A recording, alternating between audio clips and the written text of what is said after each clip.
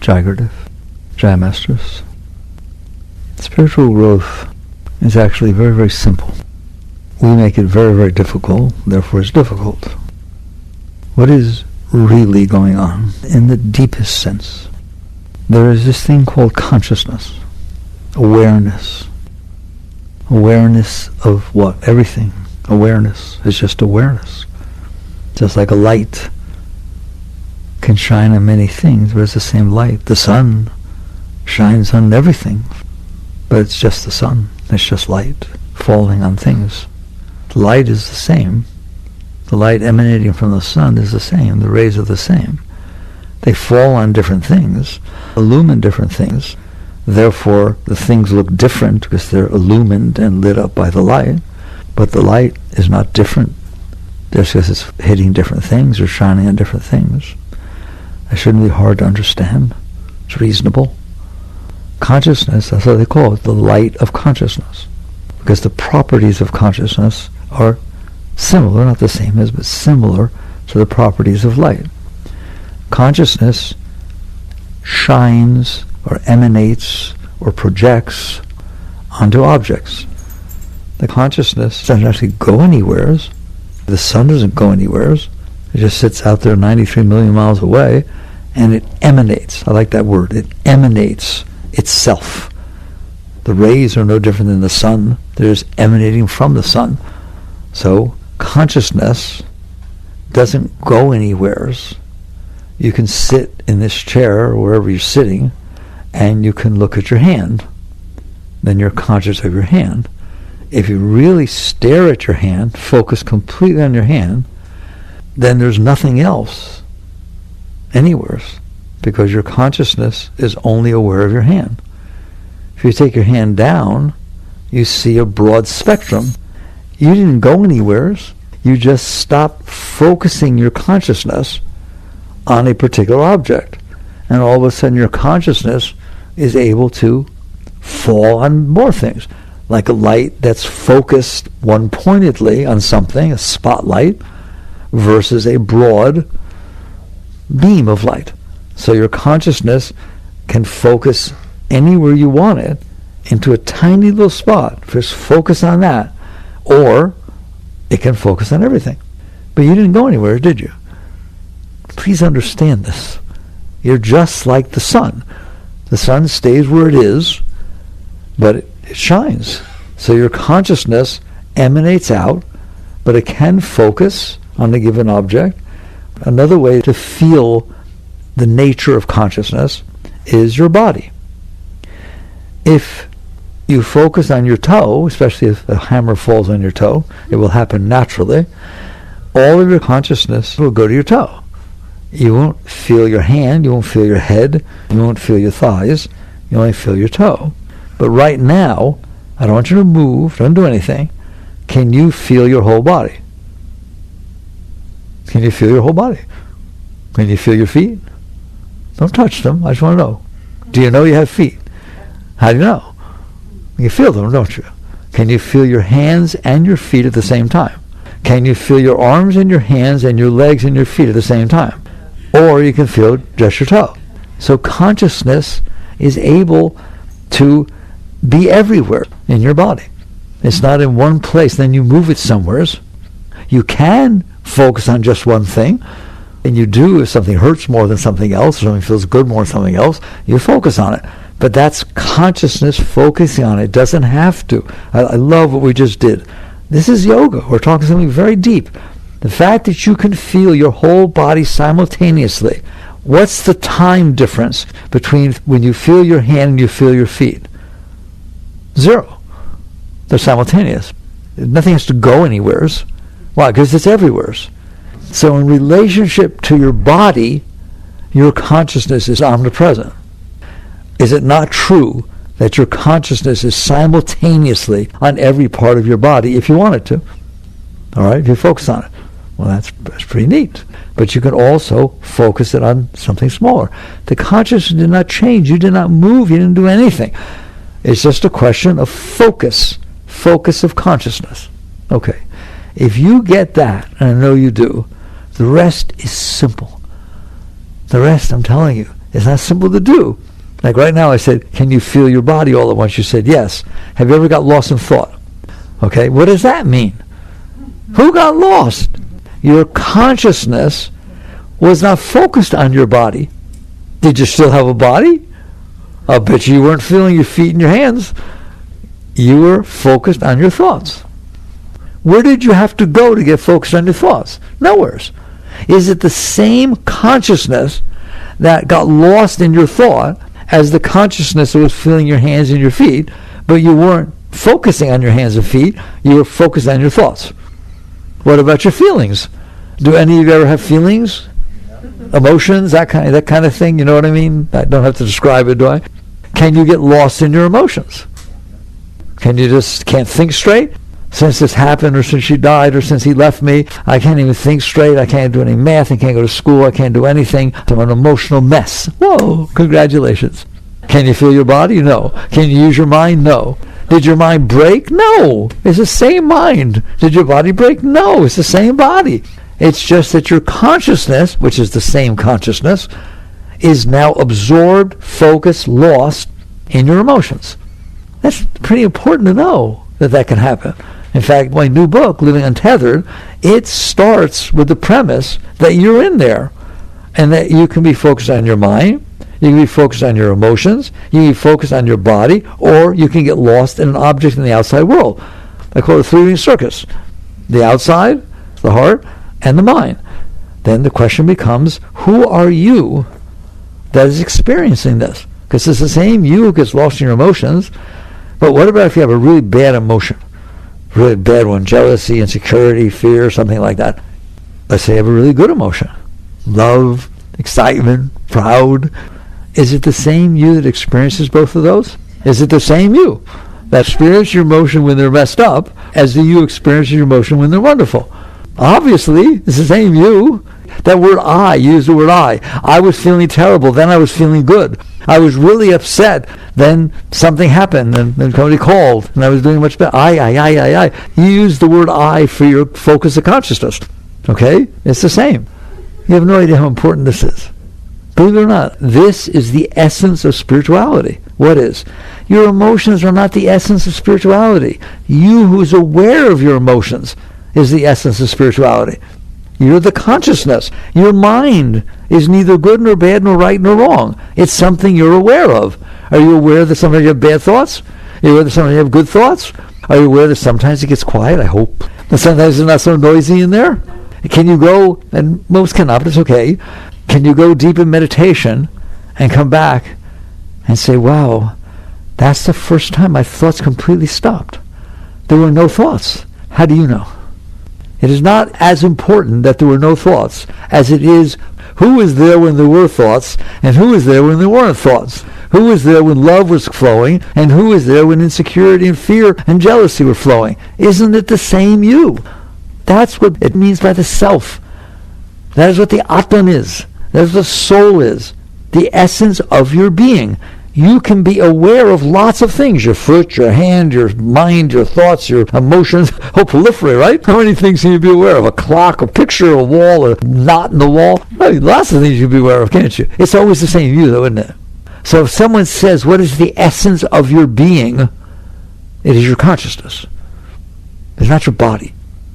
Why? Because your body is just something you're aware of. Does your body get older? Was your body once this big? A foot big? Is it the same you in there? Were you aware when you were 5 years old, going through your little dramas and wanting things and so on? Were you in there? Are you in there now? I go through this in the book. When you looked in the mirror when you're 10, you looked in the mirror. There's a reflection. Was it the same reflection you see now? Was it the same you looking? These are the essence of spiritual questions. Not how long can you meditate or what mantra you're using. This is, who are you? I like when people say, I'm going to India, someplace in the Himalayas, because I want to find myself. You who's looking is the self. There's one part of your being that is always there. That's yourself. The fact that yourself has the problem of getting identified with what it's looking at, as opposed to always identifying with itself as the essence. This is, I am the essence of being. Sometimes I see this, sometimes I see that, sometimes I hear this, sometimes my mind is noisy. It's always the same me. If you understand that, you are well on your way to a spiritual journey.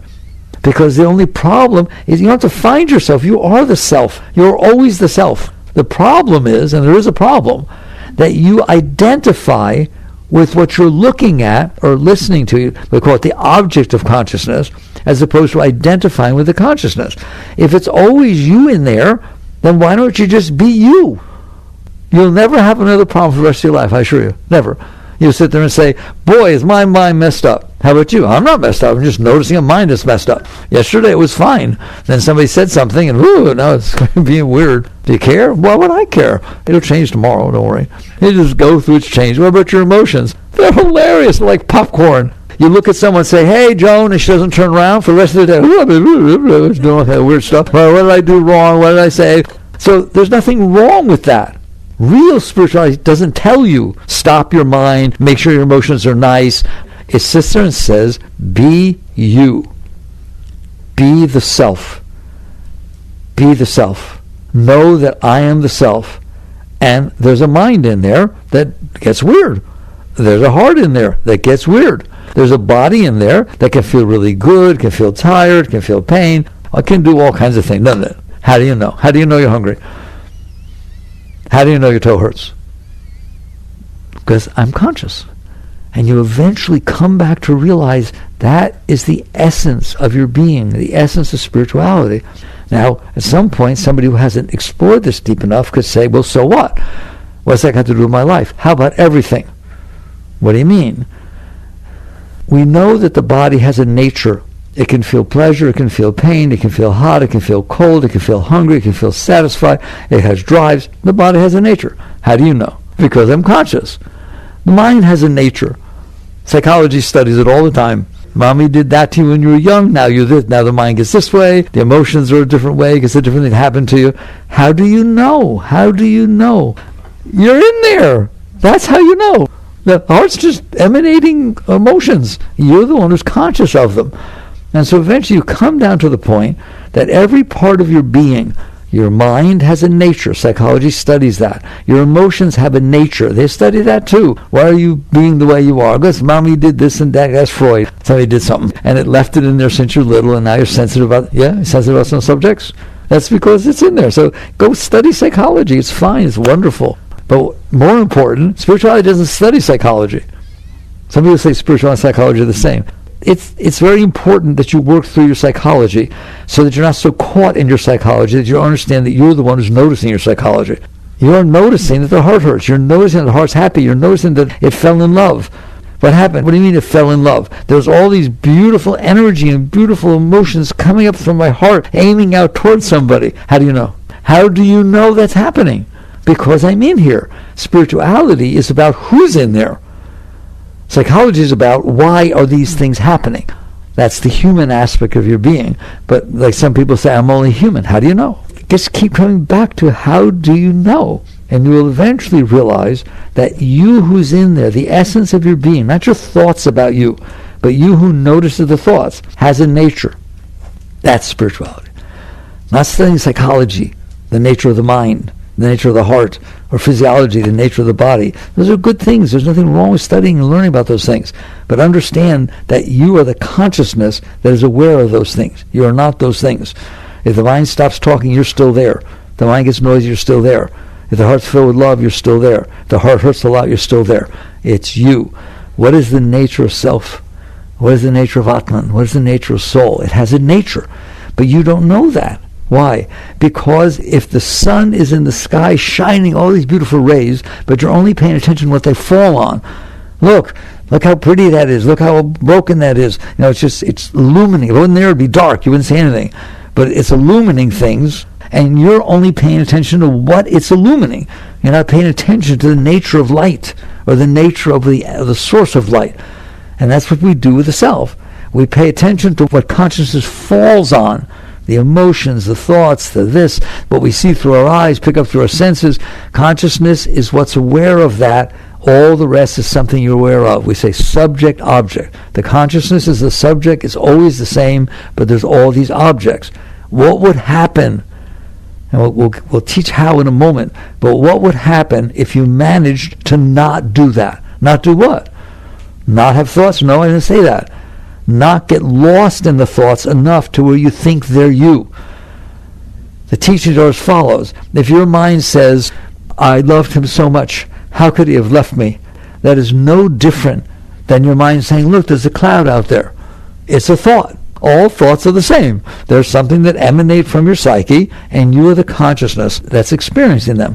What would happen if that's called, you're realizing yourself, you're getting to know self. What would happen if you didn't get pulled down? They have a power. Thoughts have a power. Emotions have a power. They pull your conscious into them. Just like if a hammer falls on your toe, how can you pay attention to your toe? That's the stupidest place to pay attention to. It hurts. Why are you paying attention to it? Because pain draws your consciousness into it. It distracts you, doesn't it? It distracts your consciousness to focus on the source of pain. Your heart does the same thing. It distracts you. Your emotions distract you. Your thoughts do the same thing, don't they? They distract your consciousness and they pull it down into your thoughts, into your emotions, into your body, and into the world. There's a boat. I want that boat. And next thing you know, your whole inside is focused on a boat. Okay? What would happen, just for kicks, if that didn't happen? What do you mean?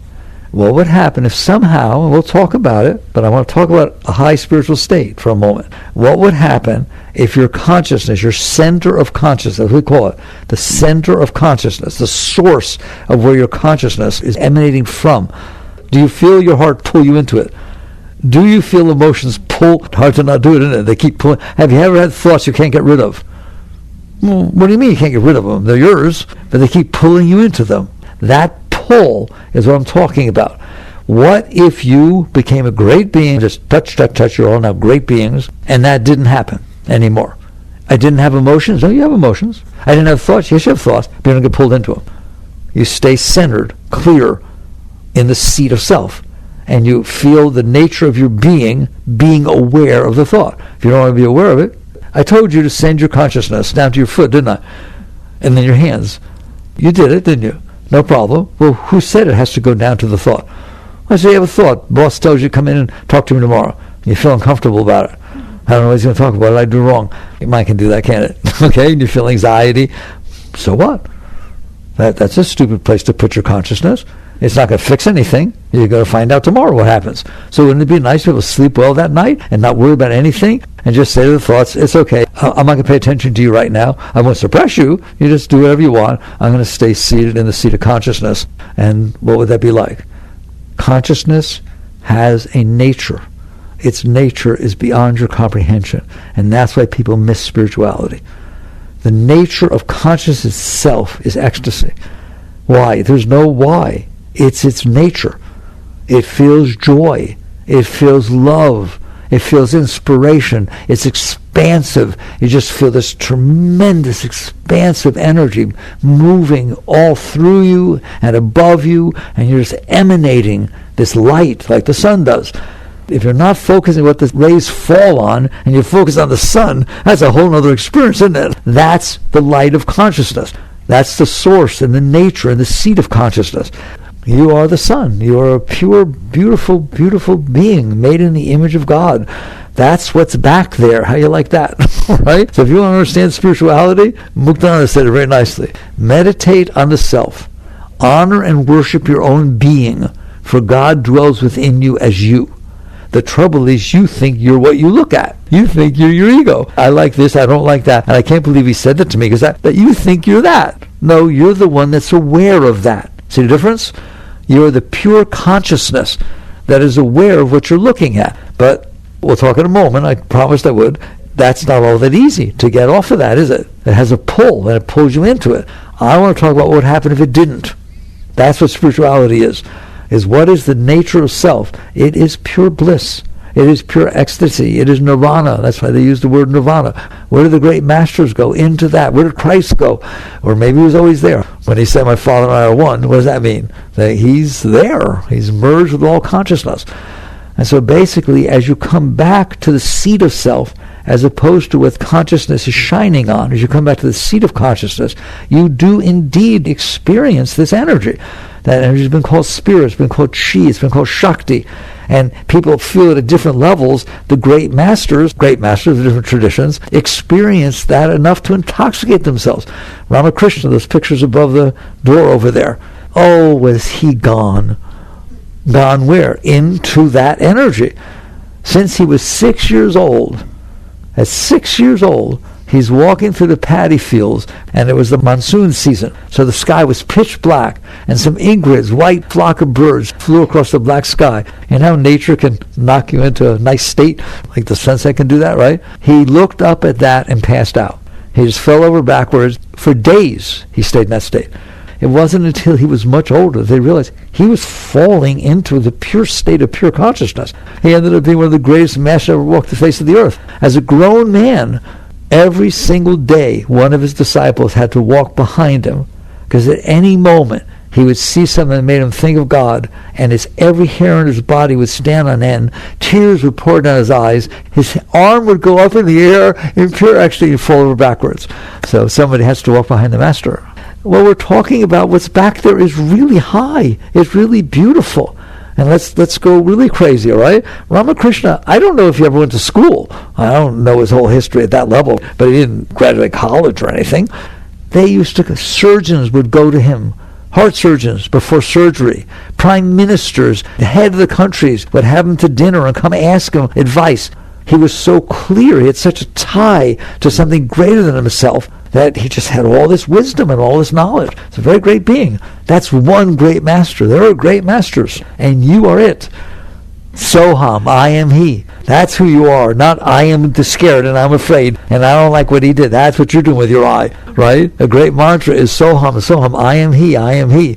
That's a whole different type of spiritual teaching, isn't it? I am he. My Father and I are one. That's who you are at this moment. Not someday you'll meditate enough. Not someday you'll earn enough credits to graduate to that level, right? If you are conscious, you're it. If you are aware of the mess that's going on inside of you, instead of getting all upset about it, you should be laughing. Because I, who am aware of that, is in a state of complete ecstasy at all times. How do I know that? Because sometimes you feel it.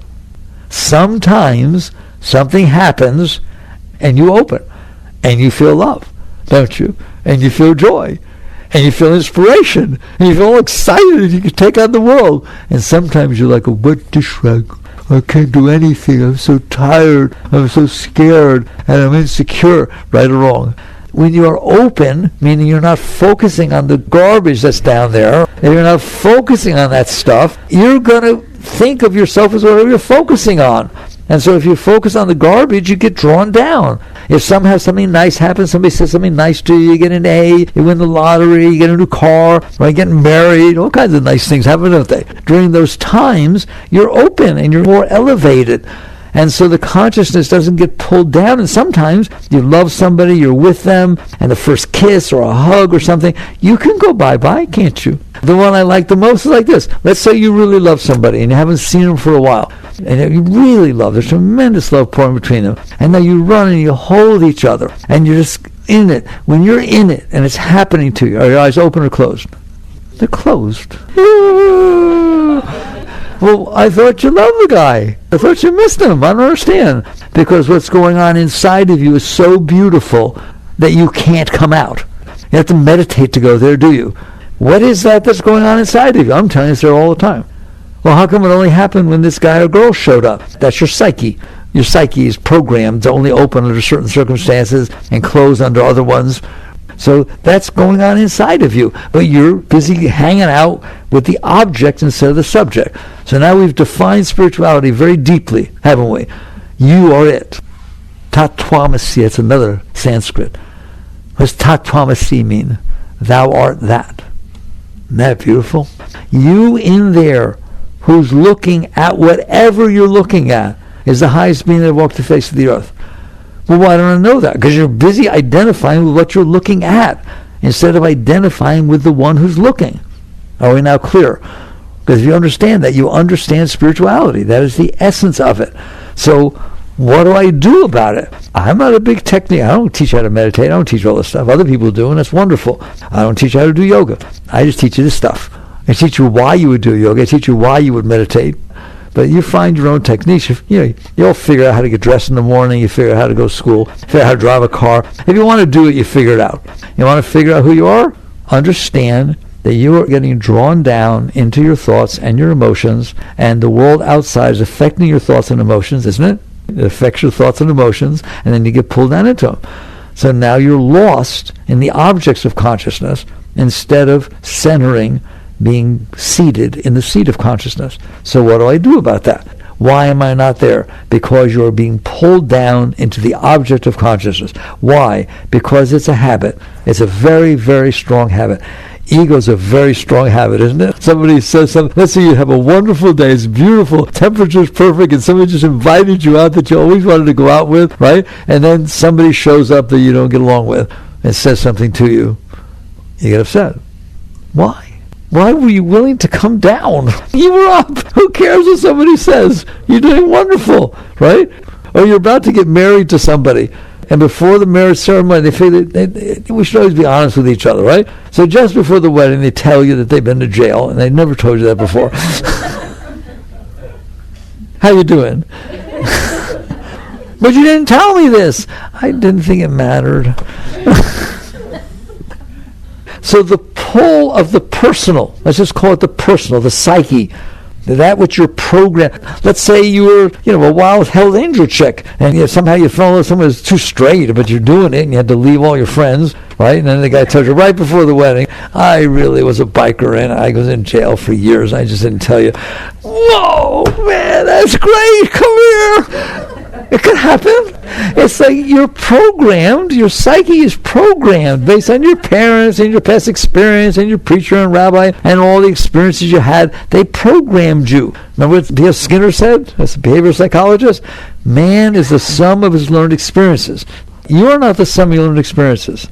Your psyche is the sum of your learned experiences. He's absolutely correct. Your mind and the behavior of your heart, your preferences, and how you react to them is the sum of your learned experiences. And you're the one that's aware that that happens. You are the consciousness that's aware. Is the sum of your learned experiences hanging on inside of you? Mommy sometimes still talk and judge, and daddy and the preacher and the first boyfriend. Is it not true that you're going to have an experience that hurt you when in high school, and now it's 30 years later and you go to high school reunion, and because you walk by the room where it happened, or the locker that had your number, or somebody put something in it, that you freak out? Your psyche, the sum of your thought patterns, your emotion patterns, they are the sum of your learned experiences. How do you know? Because I noticed that they do that. How do you know that when you looked at your locker, you got all weird? Because I'm in here. The same you've been talking about? Of course.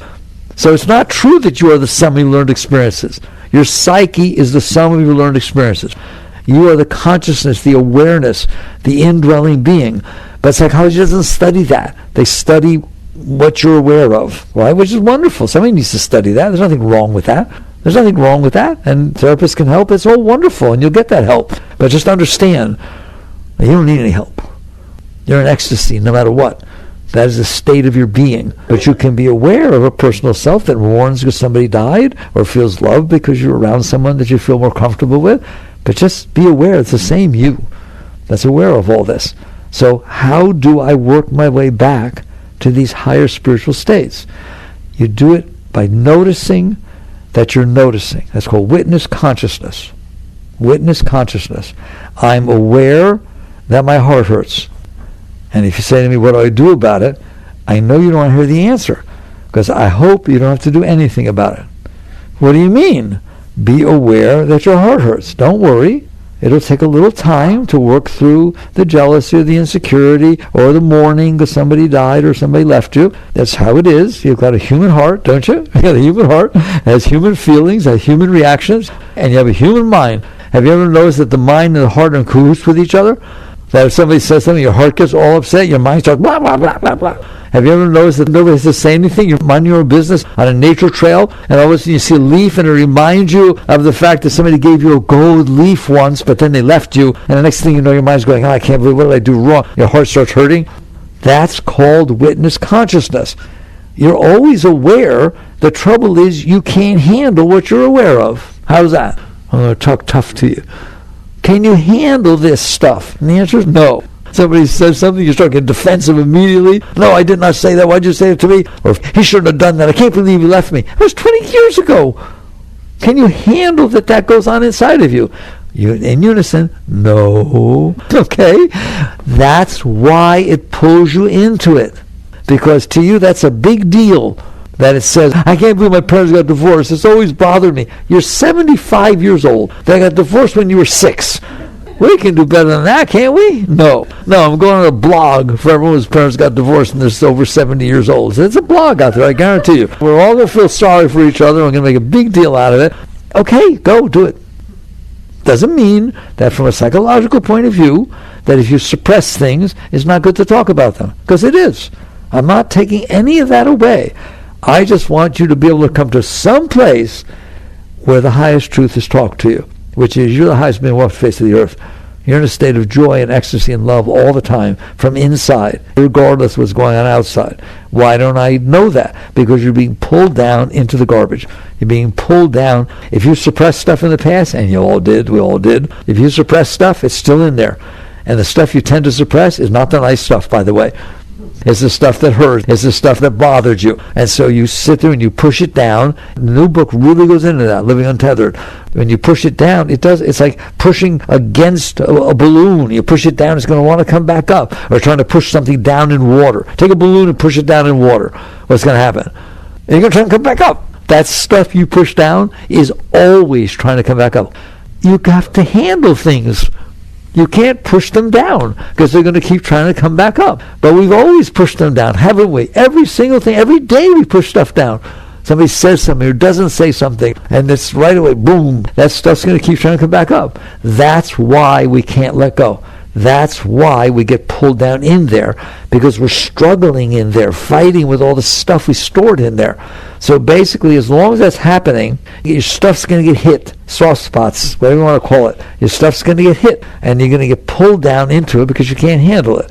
So real quick, I'll give you the highest technique. Ready? Oh, I've never said this before. I told you I like to give techniques. I guarantee this technique will work every single time. You will become totally liberated and everything. You ready? Here's the technique. Handle it.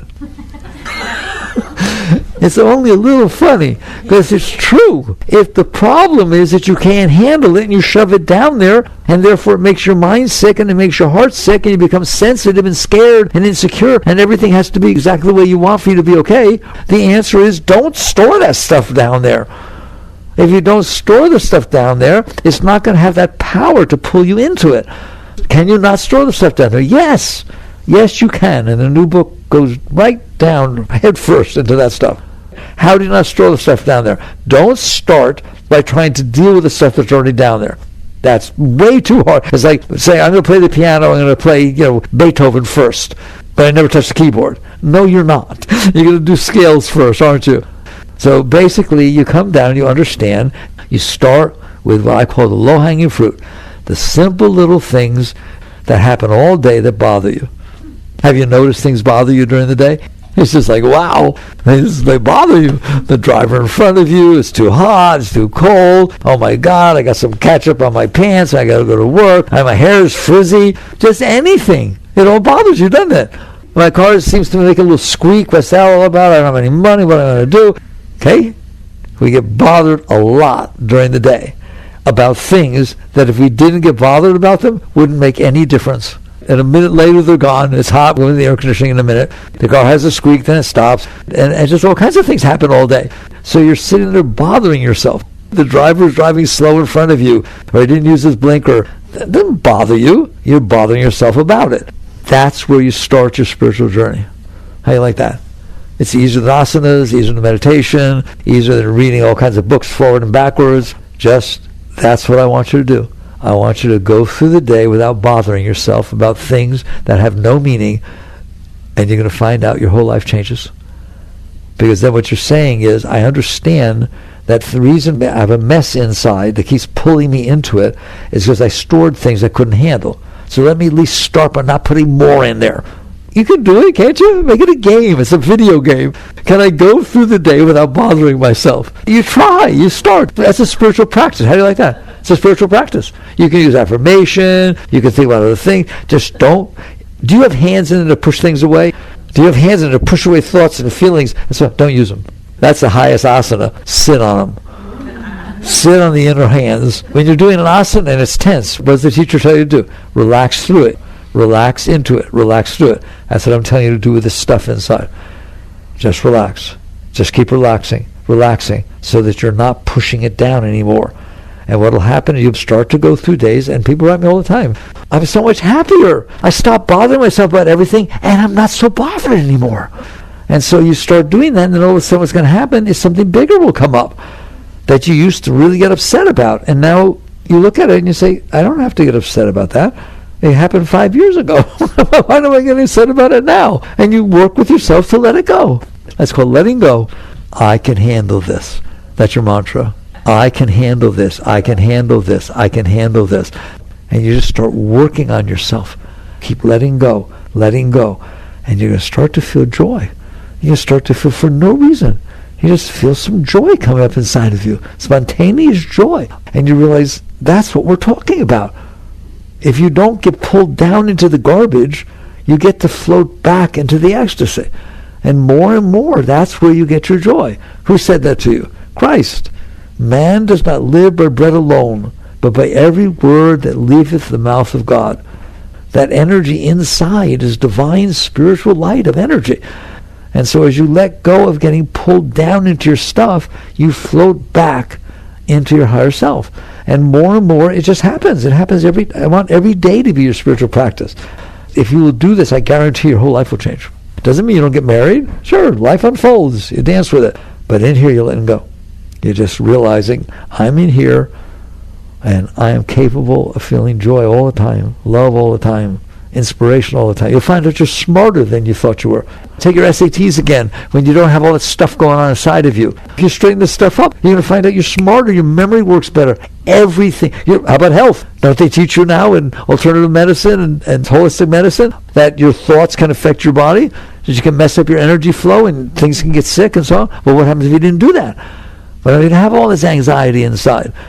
The reason you have anxiety inside is because you put it there. You shoved all this stuff down inside, and now you're afraid of yourself. Are you afraid of your thoughts? Afraid of your feelings? Yes. Okay. So there. We talked about it. I've always wanted to talk about it from the highest place first.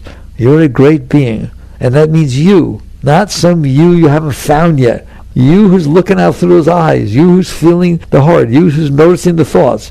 You're a great being. The trouble is you get pulled down into this lower stuff.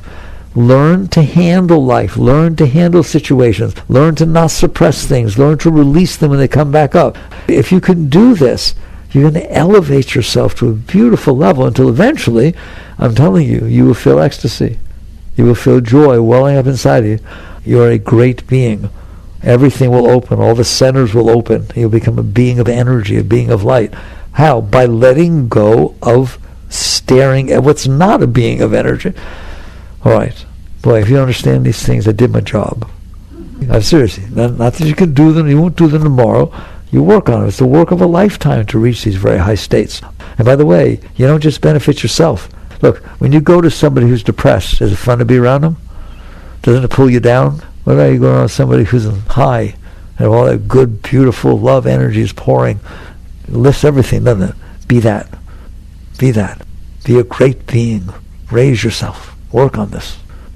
Jagrata.